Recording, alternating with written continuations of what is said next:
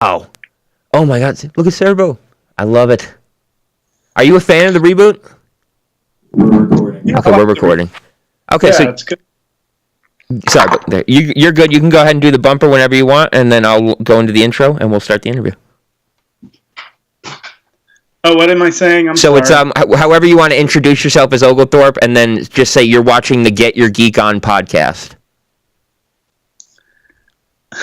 Hold on. Hello, my name is Ogelthorpe. No. Hi, hey, wait, hold on. Hello, I'm Ogelthorpe, and you're watching the Get Your Geek On podcast. Stupid. Nailed it. Awesome. Thank you so much. And hey, everybody, want to welcome you to a very special edition of the Get Your Geek On podcast. Robert is still feeling a little bit under the weather, so he's going to rock this one from behind the scenes. But we are coming to you with another in our edition of Celebrity Interview Series, bringing you this week famed voice actor Andy Merill joining us via Skype today. Andy, thank you so much for joining us. Thank you. Now, you know Andy from his various works on Cartoon Network and Cartoon Planet. Most of you will know him as the voice of Brak from Space Ghost with the Brak Show, or, as I know him, the voice of Oglethorpe from Aqua Teen Hunger Force. So, Andy, just want to talk to you a little bit about how you got started in voice acting. We were writing Space Ghost Coast to Coast, and it was like the early stages of the show, and we had like a limited budget, so we would just do all the different voices in the table read, and they liked how I did Brak, so that's how it all started. Wow, that's a pretty cool story. Now, one of the cool things about you is you had a character that wound up spinning off into his own show. So what was that like when you kind of found that out, when you made the transition from Space Ghost to the Brak Show? It was TBS wanted a little piece of Space Ghost, so they wanted us to do kind of a hosting cartoon show, and that's where Cartoon Planet came out of. Originally we had Space Ghost, Zorak, and eventually Brak introduced like Tom and Jerry cartoons and stuff like that, and instead of like completely introducing the cartoons and boring stuff like that, we would just do little bits, little comedy bits, and answer viewer mail and stuff like that. And after a while, the little bits we did got more popular than the cartoons, and more people wanted to see that than the cartoons. So we were able to just put all those bits together and make a half-hour show out of it. And we were no, go right ahead. It was like in the early days when we could produce, just write and produce and throw it on the air as fast as we could. We knew the guidelines of standards and practices, so we kind of kept within that. But we rarely showed anything to anybody before we put it on the air. So there were about over 500 pieces that we did for Cartoon Planet. Holy crap. Now, and I think it came out to be 28 half hours or something. But yeah. So now, having worked at both sides as both a voice actor and a writer, can you tell me a little bit about the difference between like writing for a show like Space Ghost, which was more of a composed show, as compared to something where like Aqua Teen, that was just so random. So what's it like working on two different shows like that?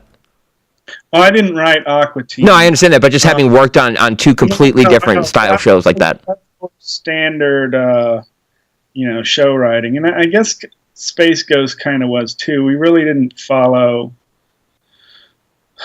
We didn't at first when we did Space Ghost, we would do the interview and we would try and write the show around the interview. And then after a while, it just wasn't funny enough. The comedy wasn't there, so we would go through the interview and try and fit whatever they answered into the show. And at first, people were a little leery of being on the show because we would take everything out of context. But after a while, people knew what they were in for when they would sign up to be a guest on the show. So now, voice acting as compared to regular acting, especially on I'm not going to say low budget animation, but not necessarily computer animation such as an Aqua Teen Hunger Force. What is it like for your process as far as acting? Because you have to express a lot of your comedic value through your voice, because the animation's not necessarily going to do it for you. So, I mean, is there a lot of takes involved in something like that? Not usually. Stuff like Aqua Teen and Space Ghost, I had a little more freedom to just play with the lines and make stuff up around it. And Cartoon Planet was a lot of improvisation, but we had such limited animation that it all relied on dialogue anyway. But recently I've done stuff for Disney and Nick and Adventure Time for Cartoon Network, and that was a lot more scripted. I was allowed to ad lib here and there, but mostly stuck with what was written. So it's like the difference between doing a scripted comedy and a show like SNL. So now, having voiced so many great animated characters over the course of your career so far, is there a preference that you have as far as the type of show, the type of voice acting that you like to do? Would you hope to make the transition to just full-blown on-screen actor, or do you like voice acting? I like voice acting. I never thought of doing just on-camera acting, just because I acted a lot in high school and college, so I can do it. I just haven't done it. So I don't know how I would actually be. I'm sure it would be fine and easy, but I think voice acting's a lot easier. Plus, you can be a lot more incognito in public. So yeah, I like voice acting. It's definitely something that I'm aspiring to myself. I consider myself a bit of like an impressionist, and I love the idea of doing cartoon voice. It's something I wanted to do since I was a little kid. But now I just have to mention this. If I didn't, I'd kill myself. So we're actually located here in Boston. So I don't know if you're familiar with the controversy of the Aqua Teen Hunger Force movie back when that came out in Boston. I know about it. I was there. I was working on. I was working on the Brak show at the time when that happened. It's absolutely hilarious to have watched it happen, like on location, just to know what it was and to see them freaking. Because the Mooninites are some of my favorite animated characters ever. So to have seen that and then watch the reactions to it with like SWAT teams and red alerts and CNN's picking it up and over. It was way overblown, but I got to hear my voice on the Today Show. So add that to your reel. But hey, Oglethorpe's on the Today Show. Now, tell us a little bit about what you're doing nowadays. You've talked about working with Disney and stuff like that. I know Disney's kind of tight-lipped, so if you can't talk about that, that's fine. But tell us a little bit about what you're working on, currently. I just did a track. It was the first time I've done Brak in years for a new Dr. Demento album called Dr. Demento Covered in Punk. Ding! That's so awesome. It's a bunch of punk people, a bunch of punk artists doing Dr. Demento's songs, and they asked me if they asked me to do like bumpers because somebody did I Love Beans. What was the name of the group? Shoot, nuts. The Meatmen did I Love Beans. And they wanted Brak to do like intros and outros, and they wanted me to do a little Oglethorpe here and there. So,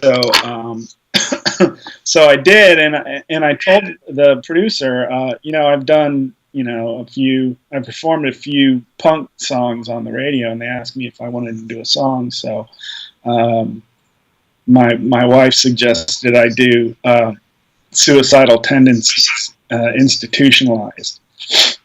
So that's the song I did on the album. Nice. Now that we live in this, go ahead. Go ahead. Now that we live in this like culture where reboots and nostalgia value is coming back, and these shows that were long gone are coming back. I mean, could you see yourself ever coming back to Space Ghost or Aqua Teen or any of the shows that you've been on in the past that you could see actually making a comeback? Of those, which do you think that you'd be the most interested in? Oh, any of those. It's almost Space Ghost 25th anniversary. I believe next year will be. I think it started airing in '94. It was one of the Yeah, debut shows for Cartoon Network. I remember that.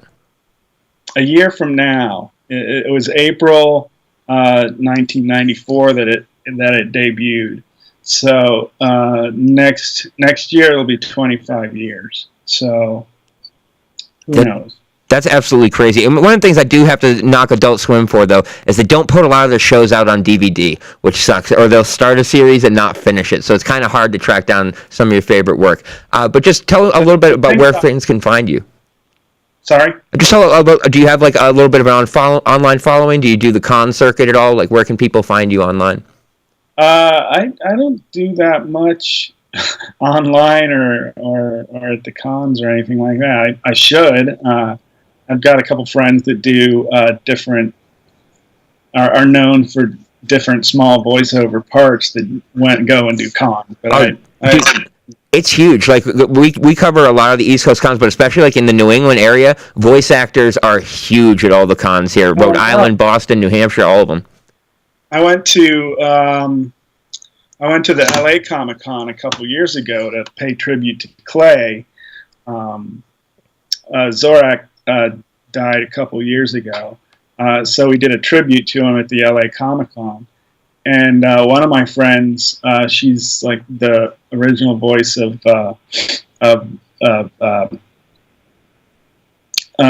Squirtle. Oh wow! Squirtle, Pokemon.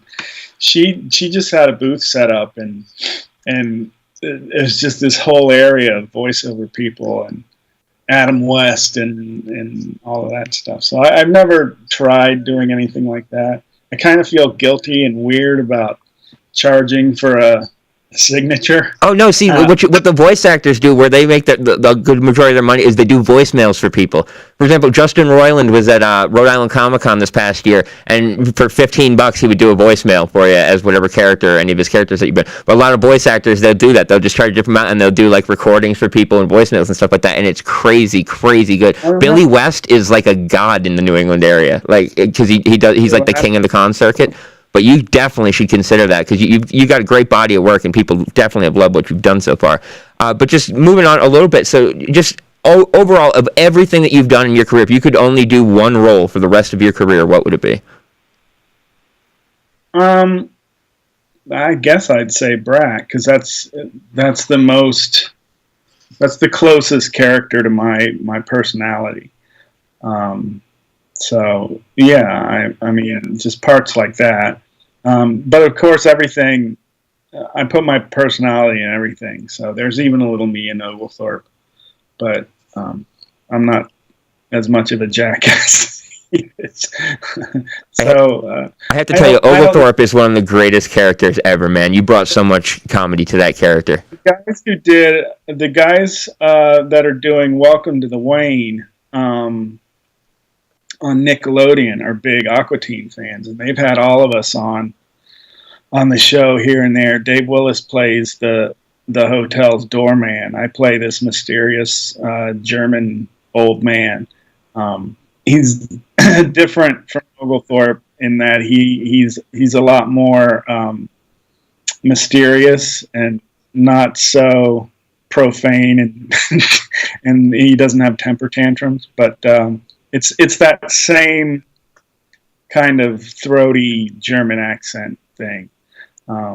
So I guess I'm best at German accents. I have to congratulate you for being the first member of Aqua Teen we've had on the show. We're going to be having Dana on the show, but it's actually to promote Your Pretty Face is Going to Hell because we've had a couple of guys from that show on. But definitely huge accomplishment for us. We hope to track down all you guys to have you on the show. With Dana, he's great. So now what we do here to wrap up with our guests is we call it the Geek Speed Round. So what this is basically like a Rorschach test for your nerddom. I'm just going to give you two options of a character or a franchise, and you give us the one you love the most. First one that comes to your head.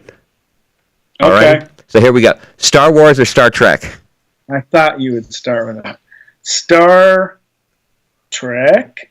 Good answer, my friend. Very good answer, especially after the most recent movies. All right, moving on here.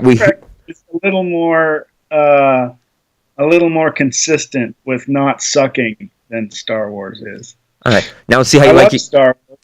How do you like your Immortals? The Crow or Highlander? Oh, geez. Highlander. That is the acceptable answer. Am I supposed to go fast? I'm sorry. No, not at all. I thought you had a shorter amount of time, so that was me trying to hurt there. So this is really cool. No, that's all right. So Justice League or Avengers? Avengers. Ooh, I'm a pro DC show here. No, I was a DC kid growing up, but they can't do a movie to save their lives. A good one. I'll give you that. They've been really rough lately. But that being said, Superman or Iron Man? Superman or Iron Man? Iron Man. Ooh. I think Tony Stark is a lot cooler than Clark Kent. Plus, I don't know, Superman's a little limited as to what he can do. I've never thought about it as like the being Tony Stark portion. It's like, yeah, being Tony Stark's great, but he's also like an alcoholic with an STD palate the size of Bob Ross. Like, but one of the things that so wrapping up the geek speed round here is we really get into the hardcore here. So, were you a comics reader at all growing up? Yeah. Okay, what were your go-to comics coming up? I had subscriptions to Spider-Man, Fantastic Four. What else? I was always big into the Marvel 2-for-1s and the Marvel team-ups with the Thing and Spider-Man. But I was always a big Fantastic Four fan, and nobody has ever made a movie that's worthy enough to watch. I said I was a DC kid, but I was really more of a DC person in college because they kind of marvelized their characters when I was in college. But I was big into Marvel and had subscriptions when I was a kid. I had like Iron Man. What else did I have? What If? I was a big nerd for the What If comics. Love the What Ifs. What if Spider-Man stayed in the Fantastic Four and stuff like that. So now I'll touch on your Fantastic Four and your Spider-Man. So Fantastic Four, we were actually talking about it on the podcast this week. One of the biggest reports that's come out of a celebrity that wants to play it now that it's back with Marvel. What are your thoughts on the possibility of John Krasinski and Emily Blunt as Mr. Fantastic and Miss Invisible? That seems that would work for me. Having seen A Quiet Place this week, their chemistry is incredible. I want to. I'm big into horror. I'm not, and I loved it. You're not into horror? I'm not into horror at all, and I loved it because it's revolutionary in the way that it tells a story through emotion. Like, one of my biggest gripes with actors is they can't emote, like they can't show emotion well. Like Jennifer Lawrence looks like a cyborg when she acts. Like, watch me do human talking. And these guys, it shows so much fear and emotion, everything, all through just faces and sign language. And it's really revolutionary. It sets the Guinness World Record for the least amount of spoken dialogue in a mainstream release. Oh, cool. I'm big into horror, but it's getting boring. So movies like that and what was the one that just came out? Ready Player One was a disappointment. Well, it's different from the book. Yeah. But I thought it improved in some parts on the book and missed a couple other parts. But that was the good thing about A Quiet Place is it came out of nowhere. It's not based on anything. The fact that Krasinski had a hand in writing it and directed it, I thought was really great because it's extremely well shot. It seems to me like it'll be in that vein of, not that it'll be like Get Out, but I like these newer horror movies and shows like Black Mirror because they're so different from what we've seen before, and it's not your typical horror, kids getting. Well, my biggest worry with that I had talked about, especially going into horror movies, low-budget horror movies, especially monster movies, I was like, are they never going to give you a full shot of the monster until the end, like Cloverfield or like all the indie movies where they don't show you anything until like the final shot of the movie? And without spoiling anything, I will tell you get plenty of like full-up of the monsters from the beginning. Like they actually put money into the visual effects for that, which I was worried about. But it's absolutely incredible. And it's going to be a big money maker for them because they made it on a shoestring as it is. But to wrap things up with your Spider-Man, I want to know, if you had to pick a Spider-Man, who's it for you? Tobey Maguire, Andrew Garfield, or Tom Holland? I think Tom Holland. Just because they got it right and didn't put any extra drama and crap into it. They actually just made, hey, let's do a Spider-Man movie that doesn't have an origin story and all of that. I mean, it's like the movie universe, the Marvel movie universe is just full of the Marvel comic book fans that know how to do it right. And so it was nice to finally see a Spider-Man movie that was done the way I remember Spider-Man being. See, you're a Spider-Man reader, so the reason why I say that movie was so incredible is like Tobey Maguire was a great Peter Parker. Andrew Garfield was a great Spider-Man. Tom Holland's great both, but Tom Holland being a kid, Spider-Man was a kid in the comics, and half of his problems were dealing with all these villains and then being a teenager. And I thought they nailed that, and they got the best Marvel villain so far. I'm glad that he's a kid, and I'm glad that he's not buff, because just, a muscular Spider-Man is stupid to me. Well, Tobey Maguire looked 40, and then Andrew Garfield was too good looking to be a believable Peter Parker. Like, that guy would totally be popular in high school. There's no way that he's the nerd. And then Tom Holland, he's believably enough, like, he's good looking, but believable enough that you'd be like, yeah, that's the guy that just sits behind me in science class. But the fact that they got the teenage part of that movie so right, like, it's incredible. I love what they did with the villain, but it's comic book Spider-Man. That was the Marvel comic for me growing up because he was a kid, and I love that they have that aspect of it. I did like Emma Stone's Gwen Stacy. That I will tell you, she was great as Gwen Stacy. I kind of hope they had brought her back because it's like, just screw it, bring back, what's his name, as J. Jonah Jameson. No one cares at this point. Oh, yeah. Everything's back in play. But that being said, so if you had to pick the next Marvel movie to go, Marvel franchise, now that they own Fox and Disney, where would you go? I would do Fantastic Four. I would think that they could even do some kind of Silver Surfer thing. But I would like to see Doctor Doom as a major villain in the next, go around for Marvel movies. So I'd love to see Fantastic Four, and shoot. I gotta tell you, my co-hosts agree with you there. They have been preaching Doctor Doom for months on this show as like where they should go. Anthony loves Doctor Doom.